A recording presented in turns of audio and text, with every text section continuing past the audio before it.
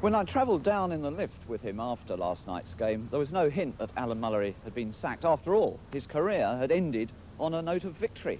The team had just beaten Stoke 2-0. But throughout the game, which was indeed drab, the crowd were yelling for Mullery's blood. And in the end, they got it. What they hadn't forgiven him for was taking over a team built by Terry Venables that finished 5th in the First Division last season.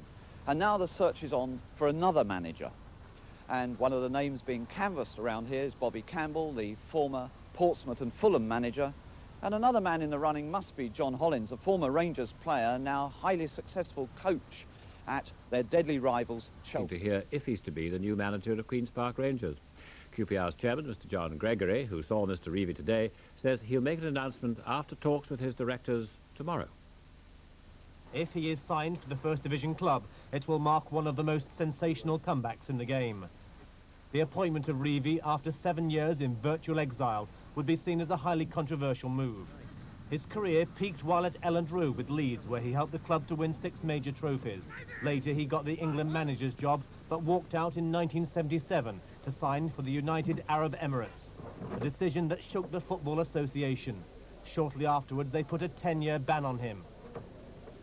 But in 1979, he fought a successful High Court action against the FA and the ban was lifted. Recently, he's worked in Egypt and returned to England only 2 weeks ago. I never thought I'd go back into a tracksuit again, but this gives me a chance for, what, 5 or 6 months to really find out if I like it again. I've been out of it 7 years, now I'll have a lot to learn about all the First Division players again, but I think it's a very interesting job that I'll look forward to if the talks go all right tonight with Jim Gregory. Players admitted privately to being shocked at Revie's involvement, but what of his track record? He was an England manager, wasn't he? I don't know anything about him. I don't know anybody who's trained under him or anything, so... But obviously you remember him in his heyday. Oh yeah, obviously, but he had a great side there.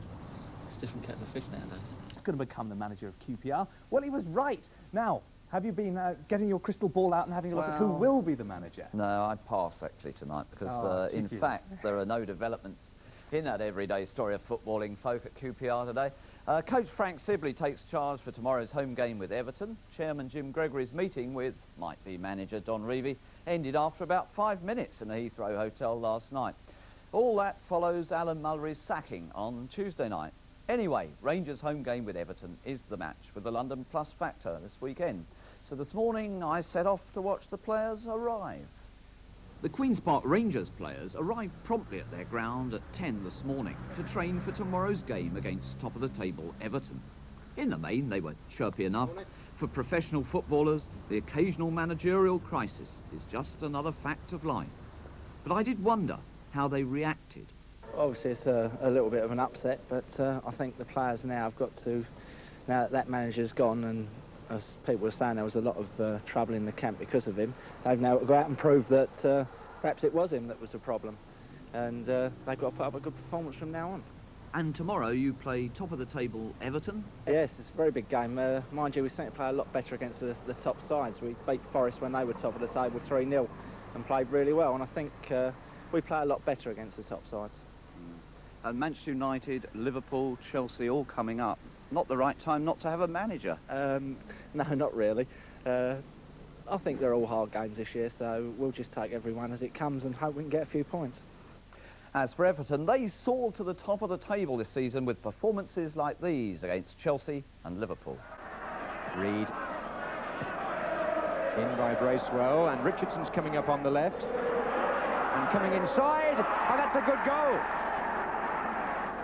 Reed, Stevens looking for Sharp, and he got behind Lawrence, and there did Sharp. What a fantastic goal! An unbelievable finish from Graham Sharp.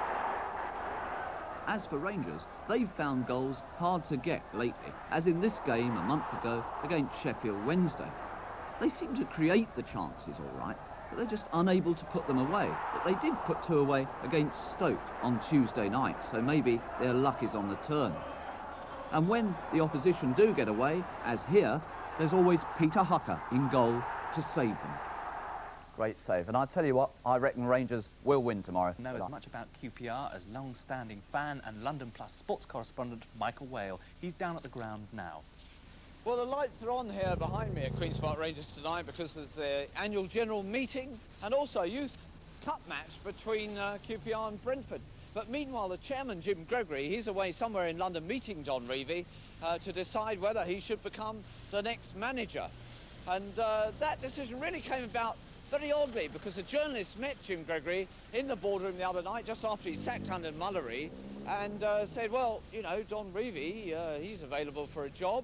And so Jim Gregory got in touch with him. Of course, Jim is a very mercurial man, so you never quite know.